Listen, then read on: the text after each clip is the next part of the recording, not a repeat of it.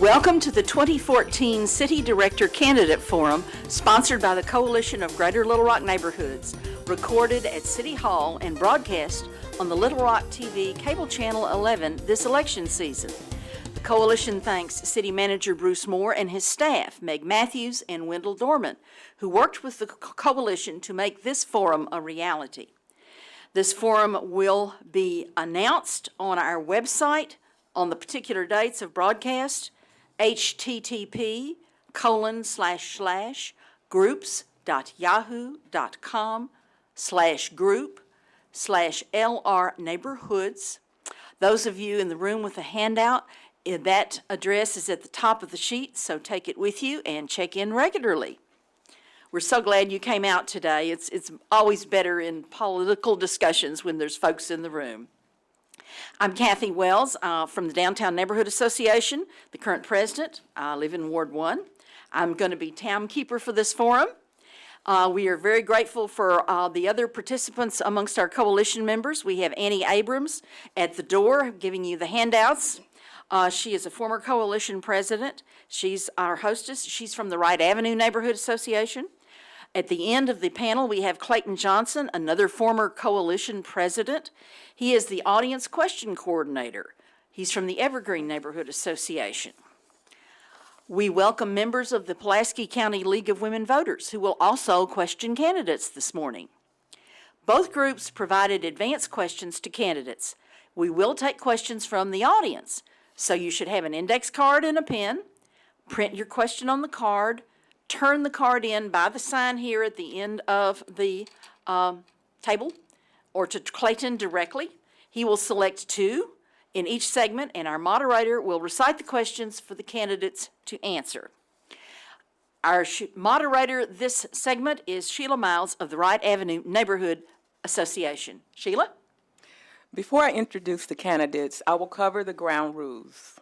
Each candidate will have 2 minutes for opening remarks. Afterwards, the candidates will respond to 4 questions from the panel. These questions were already provided to the candidates in advance. The panelists will ask 2 follow-up questions. 2 written questions will be taken from the audience. Each candidate will ask the other candidate 1 question. The candidates have 1 minute to respond to each question. Finally, each candidate has 2 minutes for closing remarks. There are 3 members of the question panel, 2 from the coalition and 1 from the league. At this time, I'm going to ask each of the panelists to introduce themselves, giving your name, your group, and your ward. Call on the name. Mr. Alan Green. Good morning. I'm Alan Green. I live at 814 Wright Avenue, downtown Little Rock. And what was the third? Your ward. Ward 1. I am Janet Berry with the League of Women Voters of Pulaski County, and I live in Ward 6. Good morning, I'm Vanessa McEwen. I'm with the Coalition for Greater Little Rock Neighborhoods and also the Central High Neighborhood Association, and I'm Ward 1. Thank you. Each response is timed. The timekeeper will give a warning by holding up a card. When there is 30 seconds remaining, the timekeeper will hold up a card. For Ward 6, the candidates are Doris Wright and Sandy Becker. Doris Wright is not present today, so the questions will go to Sandy Becker. As a reminder, each candidate will have, which we only have 1, so for opening remarks, Mr. Becker, you have 2 minutes. Thank you. My name is Sandy Becker. I live in Ward 6 at 3819 Malloy Street. It's my pleasure to have the opportunity to run for this position. I have lived in the area for 29 years. We actually moved 12 blocks at one time, but for a total of 29 years, we have been there. I have been very active in the local neighborhood association. I was president of the Westbrook Neighborhood Association until moving 12 blocks further east. While we have lived there, I have tried to be very involved in not only neighborhood associations, but also I have been part of Neighborhood Connection. I've been part of the West Central Coalition of Neighborhoods.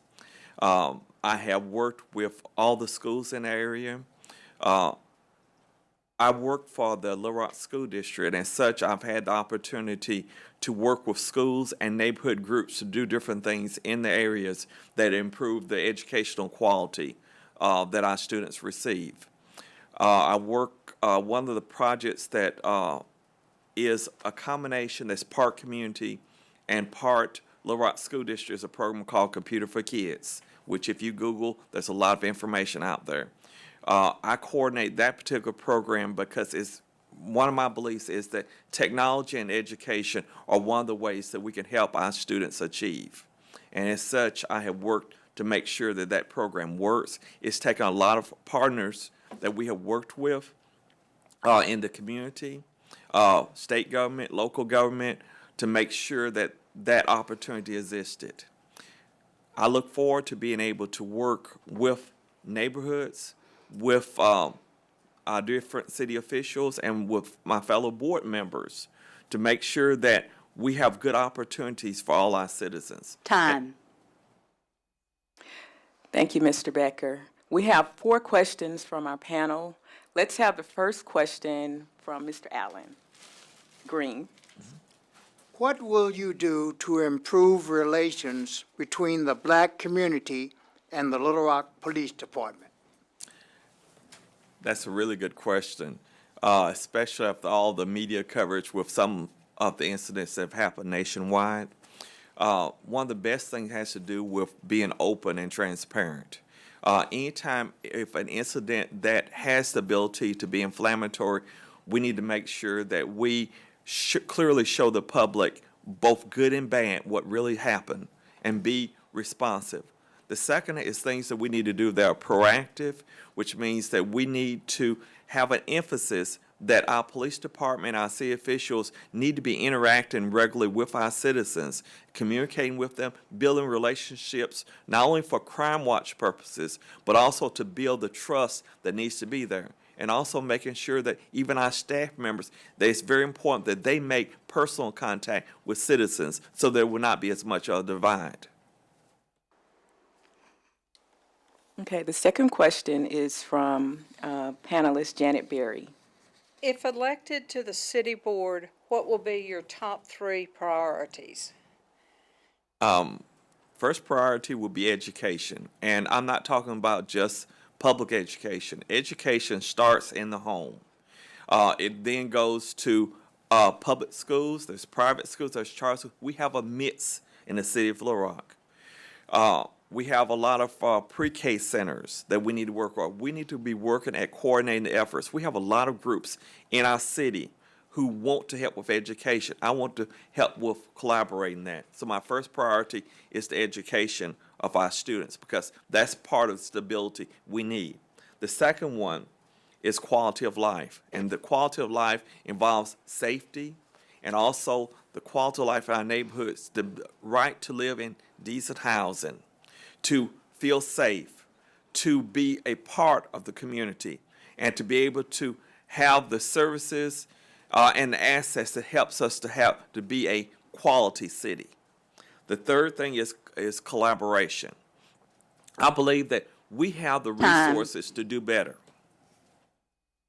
The third question will come from panelist Vanessa McEwen.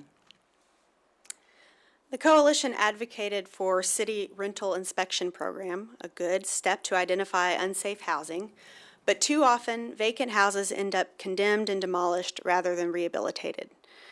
Though demolition is often presented to the city board as the first step in redevelopment of the property, the number of weed lots in our core neighborhoods continues to grow. What would you do to redevelop our 700 vacant houses and 8,000 vacant lots and make reinvestment in our city's older neighborhoods a priority? First off, one of the things that was done in the past was the land bank. That's a good start. I think we need to build on that to make sure that we're working more with the community, with the real estate community. We need to build a plan that puts incentives and ways so that it is more beneficial to rehabilitate property. I have a little bit of a real estate background, and I know there's some challenges, but they can be met because a lot of times there are title issues and others that are issues. The key to this all is that we have to work together with a plan. We lose money every time we tear a house down.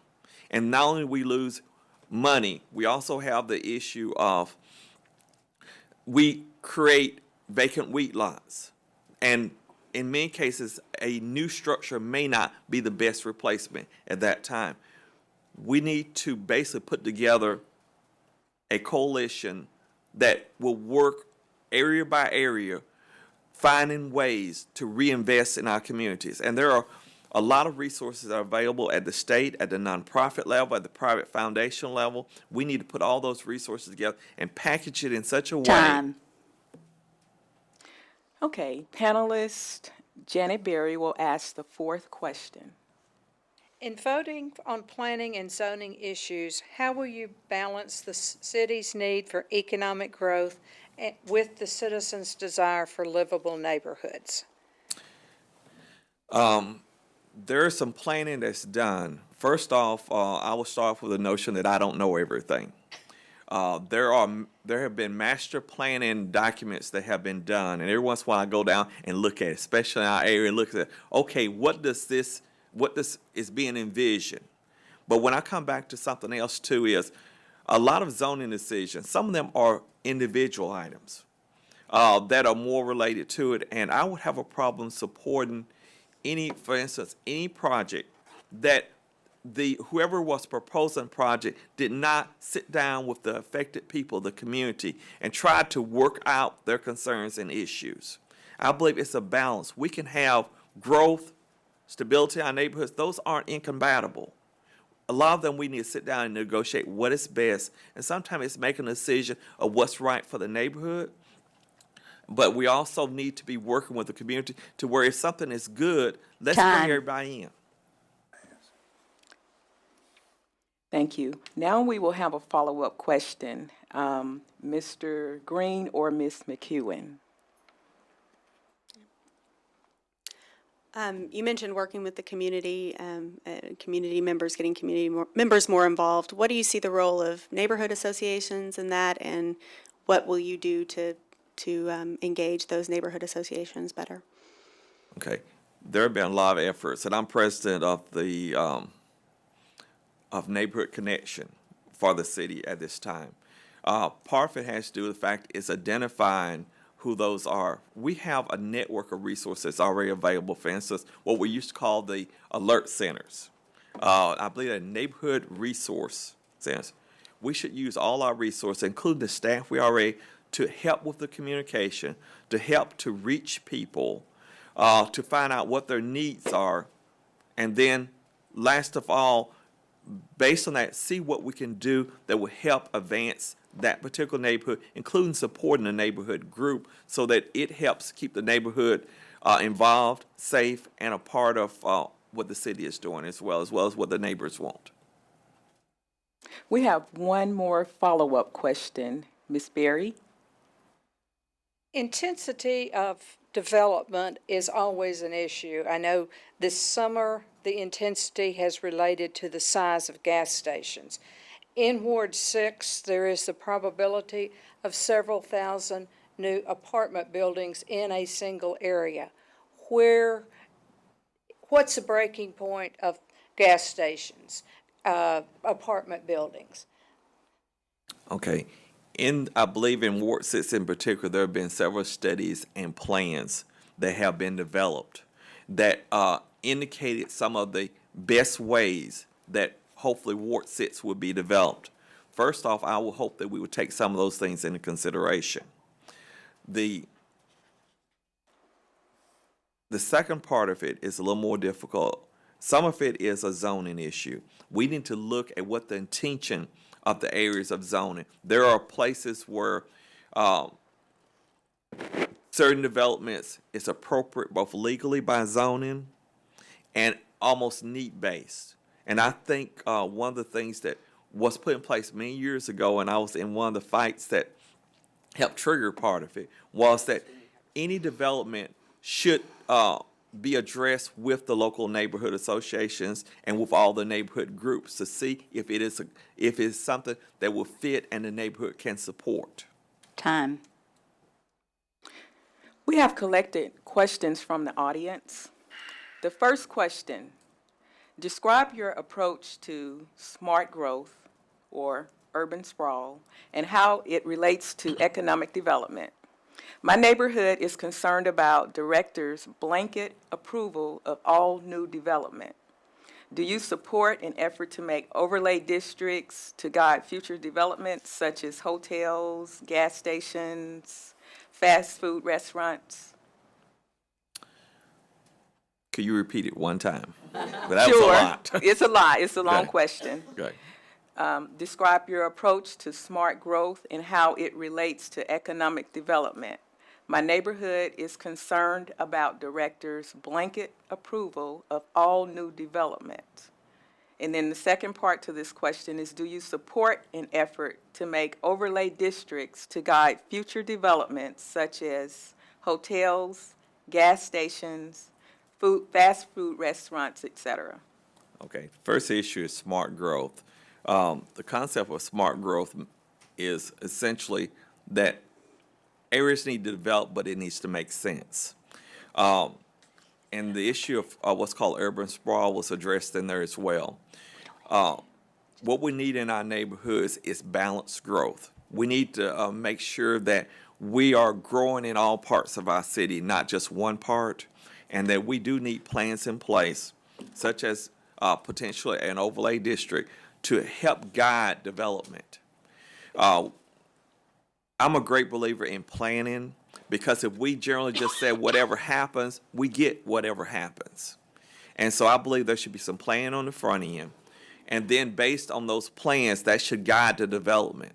Just like there's some of the development in the River Market area has been something that has helped economically, we need to be planning for development in all areas of our city. And so that Time. economically. Okay, the second audience question. How do we address our crime rate that is chronically elevated above the national average? And this is kind of a part B that's related. Okay. How can I tell people in Little Rock that Little Rock is going to be a safer place to live? How do we shed our high crime image? Okay. Crime starts neighborhood by neighborhood. And I believe that one of the things we have to do is work with our neighborhoods. The neighborhood that I live in, that I'm proud to live in, we look out for each other. If anything suspicious happens, we call each other, we call the police. We work hard to make sure that crime does not get a foothold. It doesn't mean we're crime-free. So the first thing is going to be neighborhood involvement. And neighborhood involvement also means working with the police department. I believe we have to take back our neighborhoods one neighborhood at a time. And we have to work together to be able to do that. The problems did not start all at once, and it's going to take us working together to root those out. I'm proud of where I live, and I'm going to work hard to make sure crime stays down there, and I'm committed to working with neighborhoods to make sure they also get the benefits of having a safe neighborhood. Time. Thank you. Now we have come to the point of closing statements, and as a reminder, you have 2 minutes for closing remarks. Thank you. As I said, my name is Sandy Becker, and I'm running for Ward 6 for the city of Little Rock.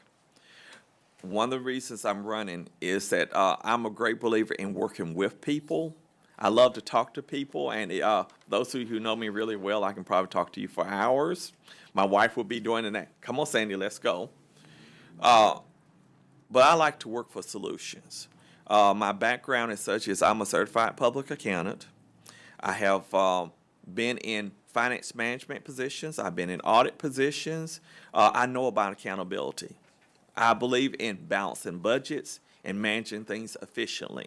I know it's a role, a city director is more of a policy, but but also it's about setting the tone for the city. And that's what I want to do in regard to financial matters, in regard to accountability. I love to negotiate. I've been in charge of projects that, such as Computer for Kids, that involve negotiating between a lot of different entities to make things work. I almost like to say I've never met a stranger, because if you sit down and talk to me, you may not agree with me, but I won't be a stranger. I believe we can work together to do a lot of things. We have resources, and we have a lot of people of goodwill and good intention that we can work with. And so I'm running because I believe that I can make a difference as a ward director of Ward 6, and I believe I can serve every citizen, and I believe that every person is important, and I want to listen to each one of you. Thank you. This concludes Ward 6 segment of the forum. Thank you, Mr. Becker, for your participation, and to the audience for your attendance and your questions. I want to remind everyone that early voting begins October 20th, and Election Day is November 4th. My name is Sheila Miles with the Wright Avenue Neighborhood Association, and I have served as moderator for the Ward 6 segment of the panel of the forum.